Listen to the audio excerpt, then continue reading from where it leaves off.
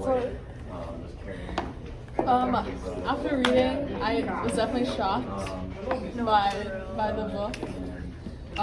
Definitely off to it was.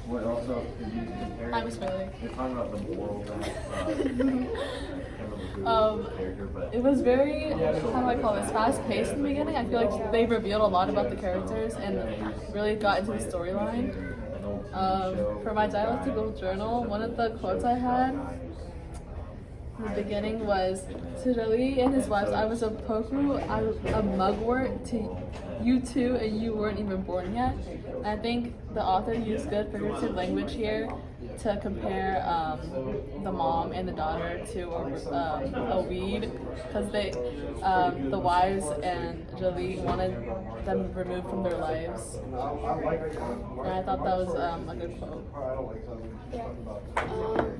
Something that I thought it was kind of interesting about the book is that she has kind of two father figures. It's the one that goes to read the Quran to her, and he's kind of like a dad to her in the sense that he's always there for her and he has a routine with her. But her actual dad is not really a father figure. She just wants him to be a father figure, which is why she thinks so highly of him. And then that's what my quotes were about, the one who goes to read the Quran to her, how he's an actual type of father to her. Okay, my quote was, it was when her mom was yelling at her before she left. A man's heart is wrenched, a wrenched thing, Mariam. This isn't like a mother's womb. It won't bleed, it won't stretch to make room for you. I'm the only one who loves you. I'm all you have in this world. When I'm gone, you'll have nothing. You have nothing. You are nothing. And I think this quote definitely foreshadows when she's leaving her mom, and then her mom it leads to definitely. And then because when Mariam left her because she wanted the validation from her dad, even though she goes on later to realize that he never wanted her. He wants nothing to do with her. And she blames herself for her mother's death. And then, okay, might be weird, but a connection I made to this was from the Hunger Games when Katniss goes away for the first time because she's protecting Prim.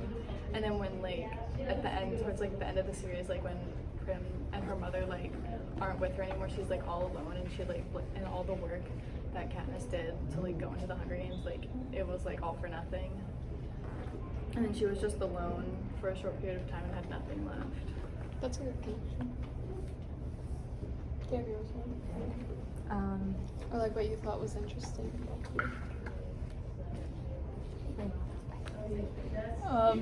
I had a question that I wrote for this meeting, and I put, why does she think so highly of her dad? She wants a lot of approval from her dad, and she wants to go see him. And as I kept reading, I understood that she just wanted to fit in. She wants to be like those other girls that he also who are also his daughters, and she wants that approval from him to fit in. And she doesn't want to be the odd one out, like her mom keeps telling her she is. And that's what I realized.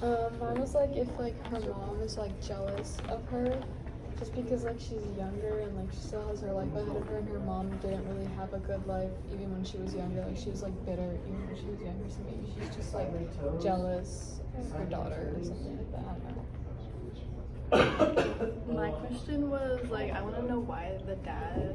Well, I kind of know, but the dad sent her away so quickly after she came. She was there for 1 day, and it's probably because he didn't feel anything about sending her away until it actually happened when he felt bad because she didn't want to see him again. But yeah, I was just confused. They literally sent her away, and I was just what? Yeah, and also thanks for her mom told herself, because she spent all this time taking care of her daughter, and all her daughter wants is to see her dad, and she doesn't appreciate her mom, and she feels like she failed in life, and she just wants her daughter to love her and appreciate her, but she continues to push her away. So I think that's why she decided to. That's how her mom shows love too, being mean and everything. She'll talk badly to her, and then she'll be but I still love you. So it's try to teach her a lesson. Yeah. Okay, so the quote I did, kind of what Blair was saying, how she's kind of tough love, she's that like she doesn't treat her well, but she also still kind of loves her. So the quote I did was when her mom said to her, "Like a compass needle points north, a man's accusing finger always finds a woman always." And she's telling her like that you need to remember that. And so I think that was a good example. Like she still kind of loves her daughter even though she's not always treating her well. Yeah, and I also use that quote in my dialectical journal, and I think that it also may be a form of like a new theme in the book. I think that's gonna come back to her, and later on in the book, and she's gonna realize that her mom was right all along. I feel like it's gonna come back to her. It's gonna be resurfaced in the book, the idea. Yeah. Yeah.